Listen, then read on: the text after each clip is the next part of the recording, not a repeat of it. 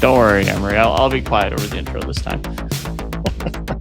just like all our work on comms, eh? Welcome back to another episode, everybody.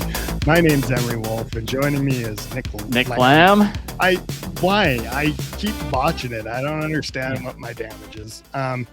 Anyways, we're just two camera guys, and this is a podcast where we're going to talk about all things camera. God, that was shady. Someday I'll do it right again, Nick. Someday I will do it right. It was fantastic, Emery. You're the best. Yeah, we're still talking Moose Jaw Film Festival here. We're still doing interviews. One of the things I do big film festival week. It is. We're working up to it. The awards ceremony. It's called the ceremony. Yeah. What's the deal there? Like, what are you guys all doing for the awards? Like, what's the hype? So we're trying to treat it like an actual awards ceremony where we've got an MC that's gonna kick off the evening, and then it's gonna literally. Great question. Yeah. All right. I love questions, and those are all great ones. Yeah, we've got one, and they're awesome, and they're gonna do a great job. And so the MC is gonna open it up, and then it's gonna be a very traditional award show where they're gonna say the name of the category, and then we're gonna play clips from all the films in that category, and then they're gonna go, and then we've got our award sponsors, so it's actually a great time for the award sponsors to take the stage.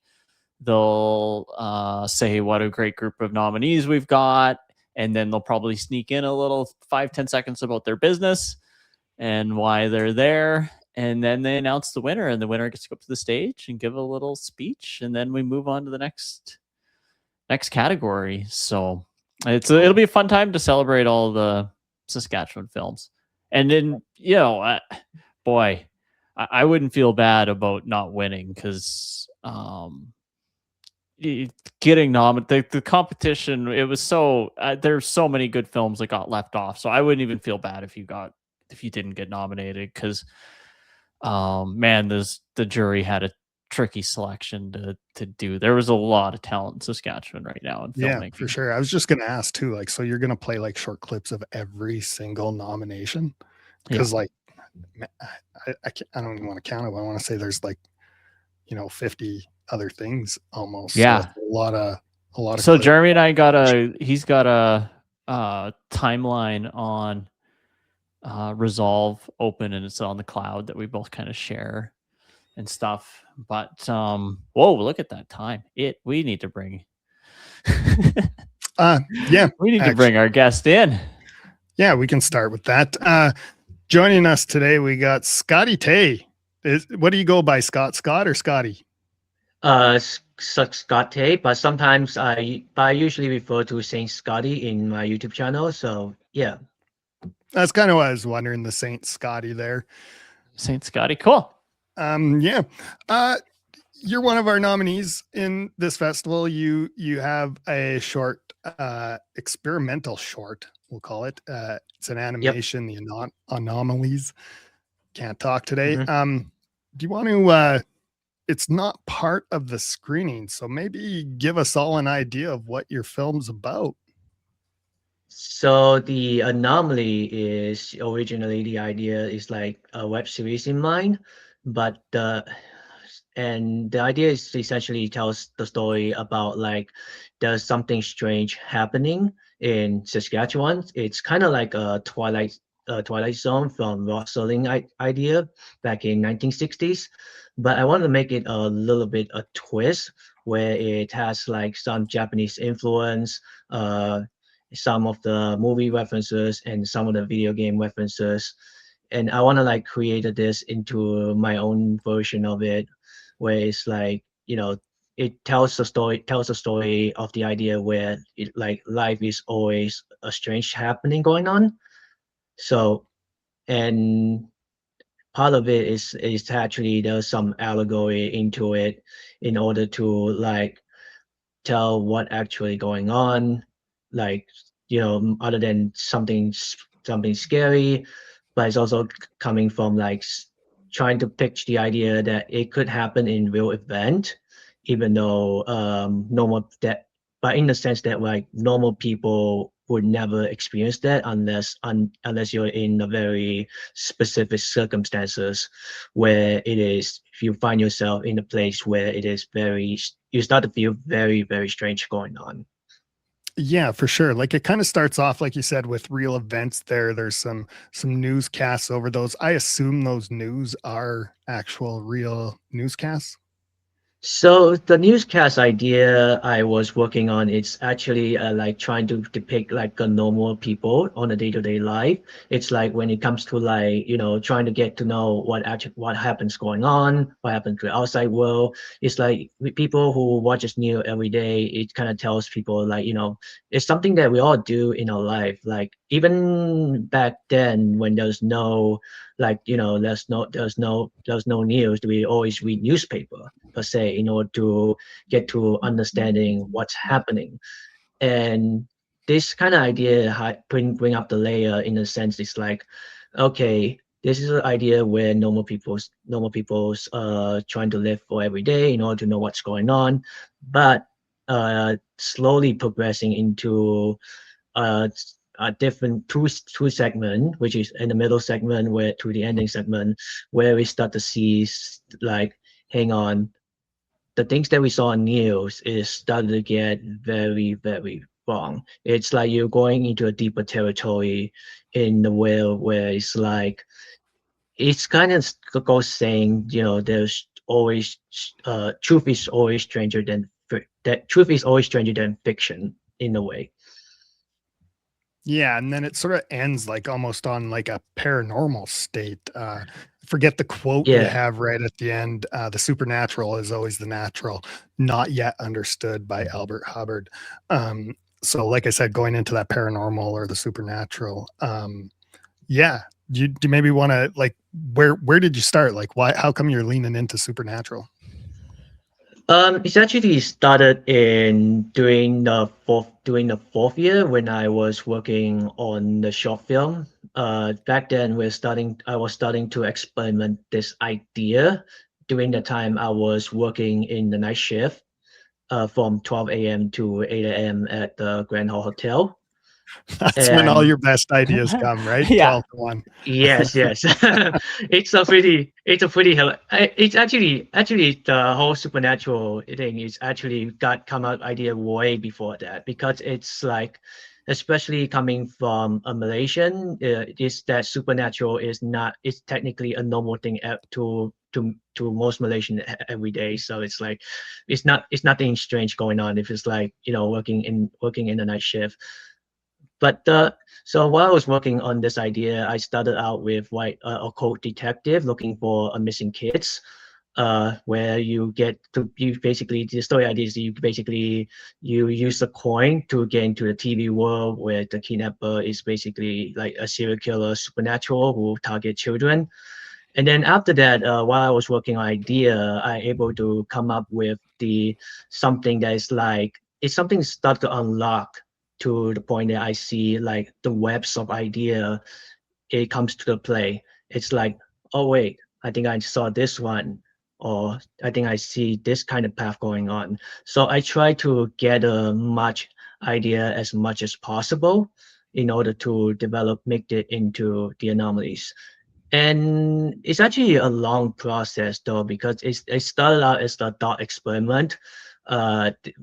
A couple of times I did use that on my classmate back in fourth year, and then also trying to test the theory at one point in class until I figured out like, until I actually, which I accidentally scared a couple of my classmates up during the session.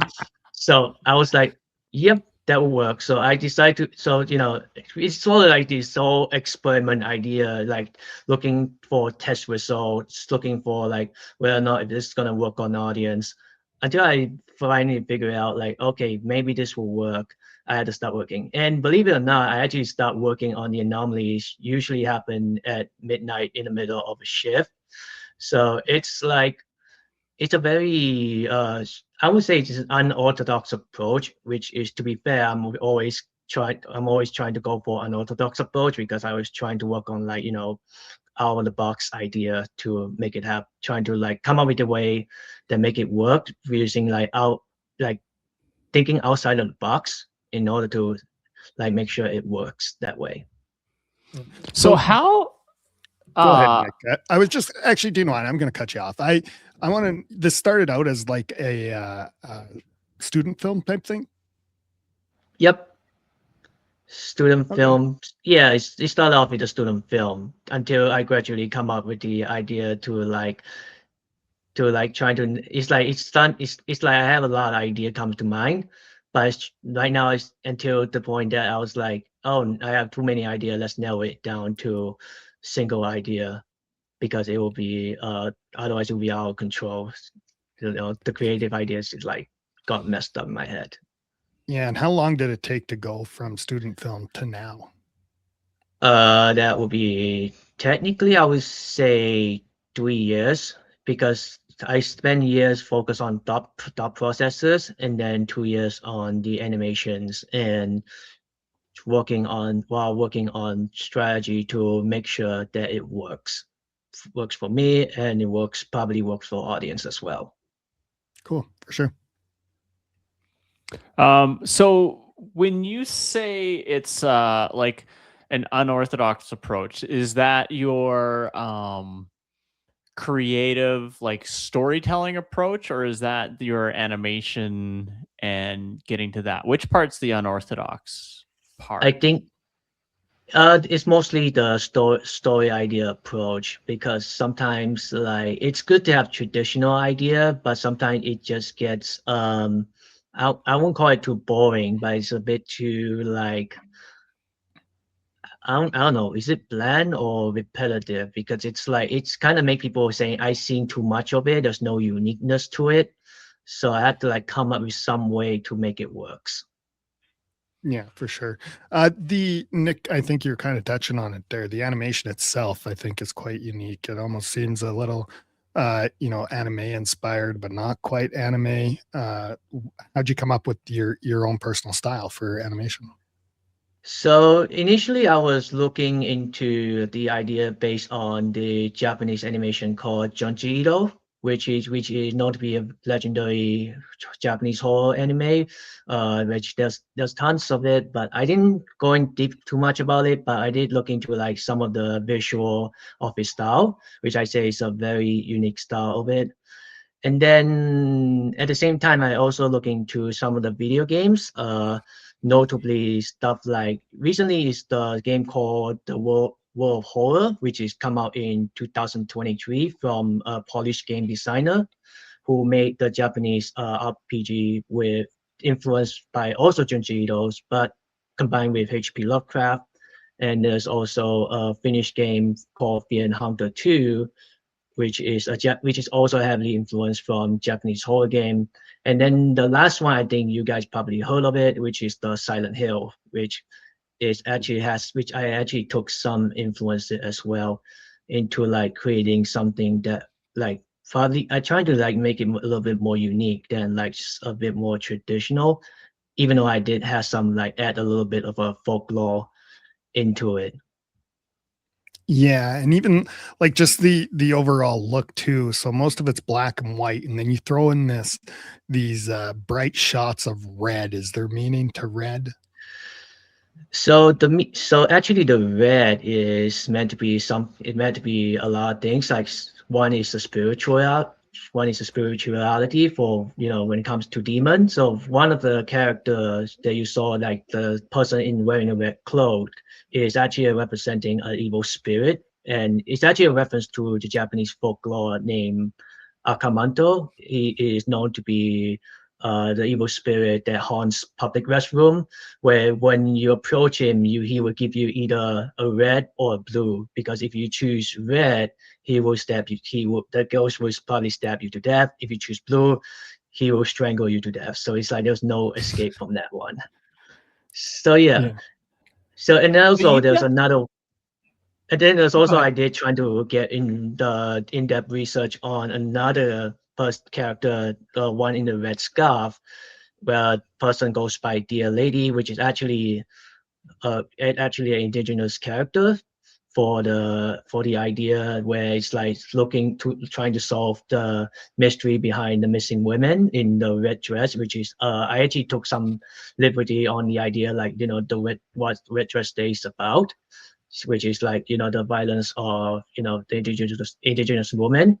So, and even though I only knows like a bit about Dear Lady, because there's multiple different depiction, because some depict as the evil spirit, but some depicted as a protector of women, which I think it does referencing in the series called Reservoir Dogs, uh, which I'm which I'm not sure if this is correct series or not, but it is something that like it's a bit more nuanced to it. So I tried to go for that. And then the last one, like the Red Door, for example, is meant to be it's actually a bit of a movie reference from the film called Insidious, but it is actually a depiction of idea like, you know, the portal to hell itself. So yeah.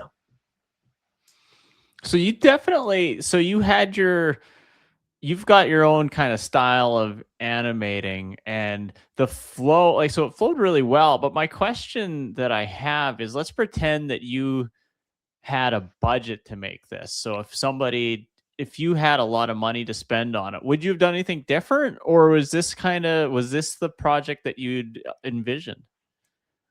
I would say a project in envision for now, because if it's like, let's say if I have a lot of budget, I would say it's a bit of a nightmare to start, because probably because of the costume itself. It's like it's gonna be, because it's like it's very bizarre to make the costumes in reality, I would say, and also the location itself is gonna be a flop the little bit of a problem issue, which is the reason why I was thinking, like, if I was to go for like animation, at the very least I have, like, you know, creative liberty to try out something different.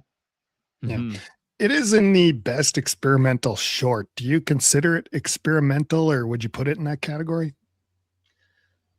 Yes, it is. It's actually experimental, because because I condense every idea that I come up with. It's not just the idea, but it's also there's a story in each side, in each idea, and condense it into one singular video. So it does count as experimental. Yeah, I was gonna Cool. say, like, for a lot of people who don't watch experimental or something, it's a bit of a shock, because it's not necessarily like a straight story path, or like you said, there seems to be like a lot of like concept or ideas that go from one to the next. And I'm not too sure people are used to that all the time. Or in Canada, I think we're used to most of like narrative, straightforward things. So it is I a little bit mean, different to see.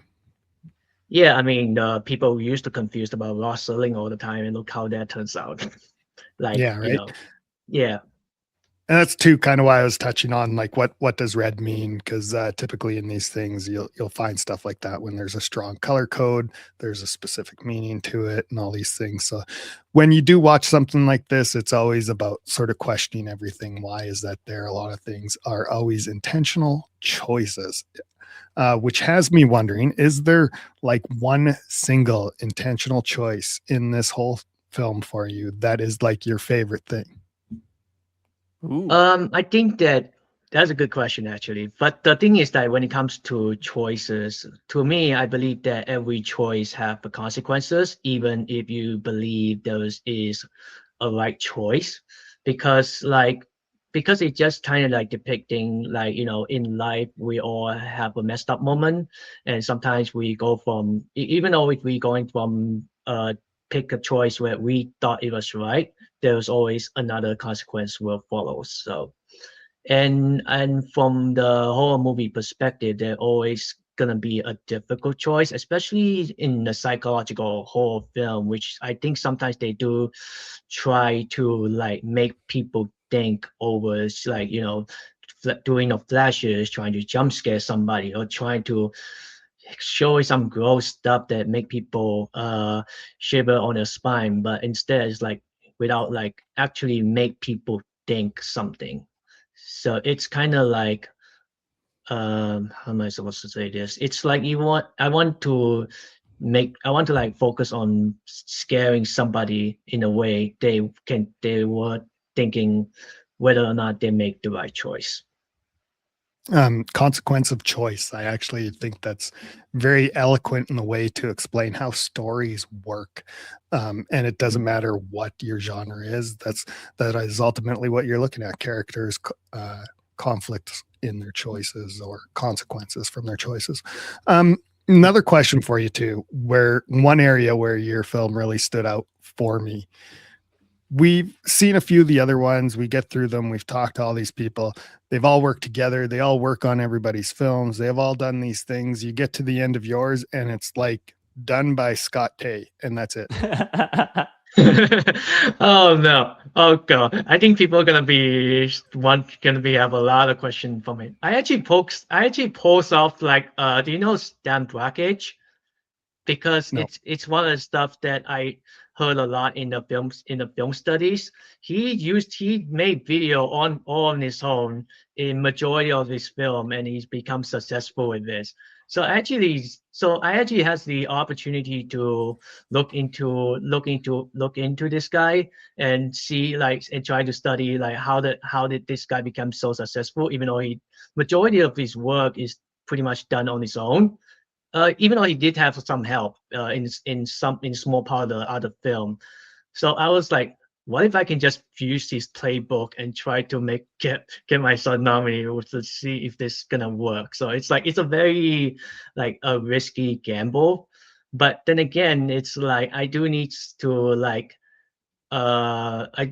have like strong collaboration with other people. So it's like, what is the best way I can make myself stand out like this? So I had to like, instead of like waiting for like, job opportunity for other filmmakers, I had to take initiative first, like showing what I got, and then that other filmmaker to see if they can, help me working for them.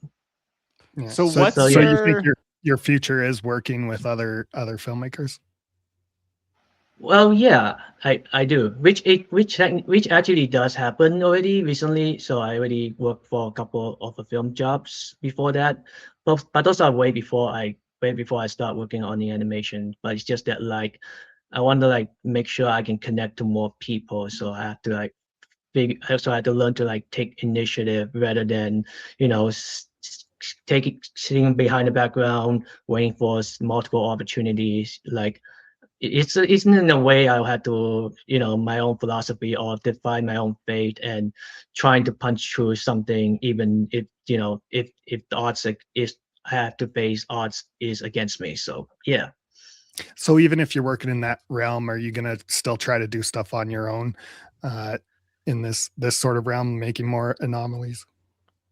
I would say for the time being, yes. But unless it's like unless there's a situation where it's like, I'm probably gonna need a voice line or probably gonna need something, I need what sort of elements do I need to add, then I might consider that. Cool. For now, it's like I was trying to experiment like the thought process, how I plan to make this work, what sort of elements I trying to put into, what sort of new ideas I was trying to put into. It's like the whole idea is like for me trying to, but the whole process is like I was treating, my own film as this is like my own experiment, my own scientific experimental process. So it's like I want to do it until I'm sure it works. Cool. Nick, you're gonna ask something? Yeah, it's the exact same question. How about that? The other thing too, you sent me another link here. I was kind of thinking you talked about possibly making this into like a series, and I'm wondering, I'm assuming this is like your own YouTube channel. Oh yes, that one. Yep, that's the one. Is this where something like Anomalies might go eventually, because people won't be able to see it at the screening? At some point, I think it's after the film festival. For now, I'll be using what I have, which is called Source Filmmaker, which is for the game called Team Fortress 2. It's essentially like it's essentially a first person shooter game, which is like it's been there since 2008, I would say. And after that, the developer just gave us like a software where we can animate or however we want, as you know, even if it means making it as bizarre as possible. So I actually also did use this. I wouldn't say took influencers, but I actually did took some of the opportunity to use like other YouTubers for like the influence into the creation as well. So yeah. Yeah. Awesome. Where do people end up finding you online then? Especially too, like I said, if they're not going to screen Anomalies, where can they end up finding it online, or hopefully find it online eventually? Actually, I don't know, because I was told you're not supposed to post Well, that if you want, until. yeah, if you want to keep sending it to film festivals, you can't post it, but Yeah, because it's like because my cannot do that until 2027, because one of my film festival I just posted supposed to be happen, I think it's around August in Vancouver, but they move it way to 2027 because of a budgeting issue. So all it's right, probably so gonna it'll take a be a little bit. longer. Subscribe to your channel. It'll eventually get there. Yeah, the Yeah. YouTube channel, I guess. Can they follow you anywhere else, Instagram or anything like that? I actually officially don't have the Instagram right now, because right now I only have like, my own private account. So especially the one that I sent you a link is also just a private account for now. It's like I'm just getting started. So yeah, I would All say right. YouTube is the best choice. YouTube it is. Awesome. Yeah, I think we'll leave it at that. Thanks for coming on to the show. Holy Yeah. smokes. See you at the festival Well, on Saturday. yeah, you're going to be there. Yep, I will. Perfect. Cool. That's awesome. Yeah. Again, thank you for coming on, Scotty, and we'll end her at that. Everybody have a great day. Awesome. Have a good night. Thank Good you. seeing you, Scott.